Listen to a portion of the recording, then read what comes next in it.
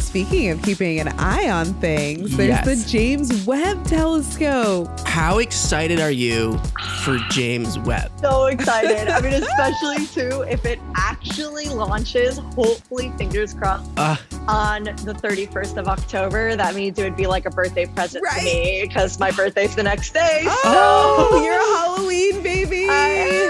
So that would just be super duper cool. That's amazing. Yeah. So I really hope it does. Extra cool. Yeah. Yeah. I mean, also just James Webb, like the mirrors are just like beautiful. If you ever looked at, I mean, I'm sure you guys know all about it. You've seen the image as the honeycomb. It's just, it's super duper cool. Gorgeous. And to backtrack a bit to like exoplanets, that's a big target for James Webb now is, really honing in on exploring exoplanetary systems, looking at planets beyond our own solar system. And kind of just exploring those worlds.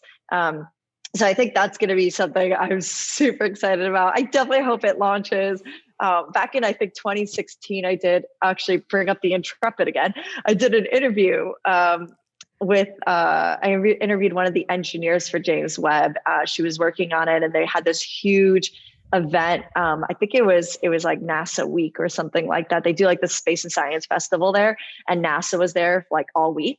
And so they just kind of had all these NASA representatives walking around. So I got like this interview with this engineer. You poor thing. It was that must have been so terrible for you. I feel awful. How do I sign up for this? Oh my God. So upset I wasn't there. Yeah, actually, you would have loved it too, because they brought in, Space Camp was there, and they brought a multi-axis trainer. So like a centrifuge, trainer. And it was just so crazy. I don't remember how many G's it brought you to. That's dope. It was so awesome. Yeah. I'm so jealous. Yeah. So let's back up for a second though. Why is James Webb so exciting? Because we've had Hubble for most of our life. What's going to be the difference between the Hubble and the James Webb? Are they like putting like 4K cameras on it or something? What's going on for like people who have no idea what the difference is or what's important about it? Let's just set the stage though, because Hubble has been, this incredible eyes in the sky for generations. Our generation really. Yeah. It was launched in our lifetime, and as a result, we've had these incredible pictures of space that you even mentioned at the beginning of this interview were integral. Is that the right word? Integral in terms of getting you to be inspired about space. Because here we have these incredible pictures of galaxies far, far away, all of these nebulae and looking back in time and our understanding, not just our understanding of space, but our visual excitement for space, which is so important to inspire the future generations and inspire the public to continue funding space. So why is James Webb being launched? How does it differ from Hubble, and why is it exciting as sort of like a next generation telescope? So what you just said, a next generation telescope, I think that's kind of the key words right there of why this is so exciting, because it really is going to now be like the main go-to telescope for gathering data and getting images that Hubble was for us when we were growing up. Hubble also, I believe it was actually going to be retiring soon and they extended it, but Hubble is approaching kind of its final days. It's I think within the next maybe 5-ish years, it's looking to kind of coming to its end. So to have a new, essentially massive camera in space. Yeah. Having like a new, kind of like having the new iPhone, having a new fancy like space camera it's about ready, it's about time. But in addition to that, the James Webb Space Telescope is going to be taking much more in-depth images. It's going to have longer exposures. So it's going to be able to also take a lot more images all at once. So it has these separate compartments in it, where it's going to be able to scan the sky in one region and take, I forgot what the exact number is compared to Hubble, but it's going to be a really high exponential amount of images. So what essentially that means is when NASA, or actually any of us could do this, anyone online who's listening who has a background in photography or graphic design, NASA has raw images on their website on nasa.gov where you could actually download it and edit them yourselves. You can overlay images as well. They have a processor on there, and you can learn essentially how to process these images that we see by Hubble and like the Hubble Space Telescope books. And so with James Webb, we're now going to have, so essentially you're layering images on top of each other to get a really sharp image of not only the depth of like a flat image like this, but also 3D models. So if you guys have ever seen, maybe like a cool, like visual YouTube, like in VR or something, video, virtual reality is going to be a whole new thing too. So just having more like high def cameras, but having also more frames taken, frames per second, being able to also track it. The scope is going to be moving with objects as they're moving. So essentially like compensating for that too, just like the time, like here on Earth, when we have a telescope and we're pointing at like one direction, not only are things in between that moving, but Earth is moving. So you constantly have to kind of correct for Earth's motion. So in space, it's a similar thing because the telescope is typically in like an orbit. So it'd be like, I believe it's at Lagrange point 1 or 2, which is kind of like an equilibrium of gravity. So it's kind of at like a balance point, parking spot in space. And this telescope is going to be able to compensate for any type of movements. And when it does that, and it's going to be able to layer all these images on top of each other, it's going to be able to get, like I said, not only a more in-depth image, but also kind of this 3-dimensional analysis of objects like galaxies and nebulae, but also to see like so much further out into the cosmos. And then peering into exoplanetary systems, it's going to be able to analyze parts of like atmospheric like changes or disturbances around like certain exoplanets. So a way right now that typically researchers are trying to figure out like what is present in the atmospheres of exoplanets is when they're peering out. Actually, I do this example a lot. I'm going to just grab my ring light. Is if say like this light is a star and then something's passing in front of it. This is the transiting technique. Every time the light dips, most likely there's something that's passing in front of it, especially if there's like a period or a recurring time period that every time it passes. If it's consistent. Yeah. And so if they're able to snap an image of this, measure what elements are present there through its spectral classifications, then whatever passes in front, take an image of that, and then it'll measure, say, like what's on my hand, what elements are there. And then they would subtract whatever is present on that star and then be able to figure out essentially the composition of that planet. And so being able to, let me just wait till I'm back on camera. Okay. Being able to do that, I think is going to be pretty exciting to essentially figure out like, what these planets are composed of, what these atmospheres are composed of.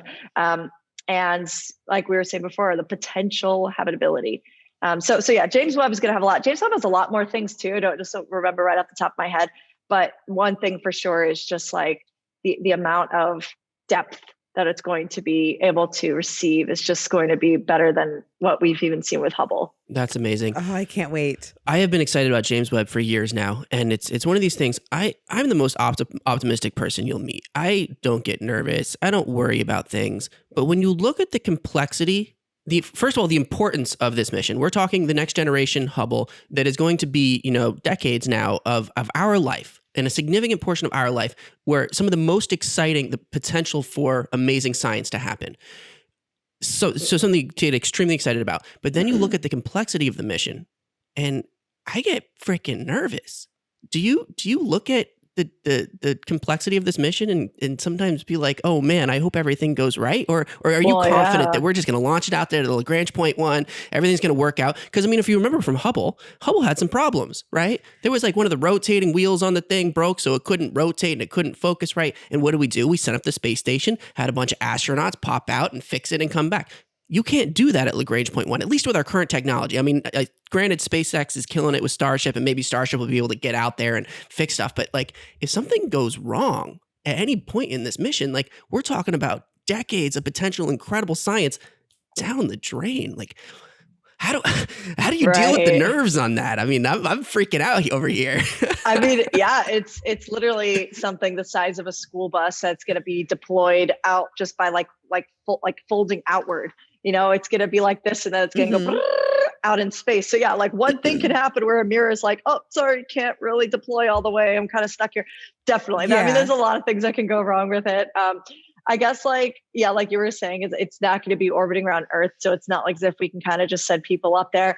But I feel like sometimes through those, I guess, accidents or mishaps is when incredible discoveries are made. So an example is like what you just said about Hubble. I don't know if you're aware, but like through that fix that NASA did, where they got some of like their best computer software engineers to essentially fix the optical problem, the images were coming back blurry, they need to sharpen it. They used that technology for mammograms to detect breast cancer earlier on in earlier stages. So they actually applied that now to medical technology, and or at least in like the 90s and 2000s. But so now, I mean, I think we're far beyond that as far as technology goes with mammograms. But the point is, like, so many times through these like adventures and these like journeys into the unknown is when some of the biggest things that can save lives here on Earth is really when that happens. I think that that's something that I guess kind of comforts me, because of course, like I can think, oh my God, this thing could launch. Maybe that's why it's been delayed so many things times. That can get wrong. Yeah. Because this thing has been delayed a lot. Like, I mean, so much. And so, but of course they just want to make sure that like nothing goes wrong. And but there's always that possibility, and it would certainly be terrible. But at the same time, it's kind of it's just worth the risk, at least, because again, like there could be discoveries made from it that could completely change our lives that we wouldn't have even thought of if we didn't actually journey out into this unknown. Yeah, it's amazing. And it's amazing to see how they plan these missions. When they first started planning James Webb, the Space Launch System didn't even exist. And it still doesn't quite exist. I mean, that's been a thorn in our side for a while now. But in order for the James Webb to even be able to be feasible, they need a rocket like the Space Launch System, which NASA hasn't had now since they retired the space shuttle. Even the space shuttle, I don't know if it would have been capable of launching this.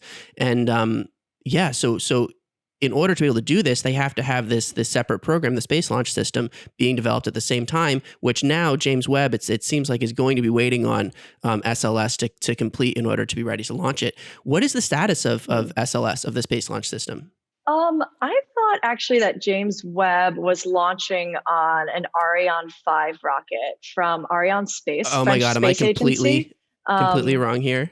Let me double check, because I'm pretty sure it's not supposed to launch on SLS. I believe it's supposed to, it's going to be launching on an Ariane 5 You're rocket. Right. So, you are right. I take that back. The only reason I actually know that is because I worked with that space agency for a bit, covering launches for them.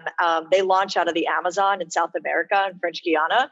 I got to go down there once, which was insane. Wow. Oh my goodness. Oh, wow. I can only imagine. It was so cool. Yeah, they like, so Ariane Group is the manufacturer for their launchers, and they hosted their own kind of like roundtable show. We had a really awesome couch like what you guys have, and like a group of just like, like co-hosts, and we had special guests on, and essentially we're covering this rocket launch for, well, not the James Webb, but covering rocket launches for Ariane Group.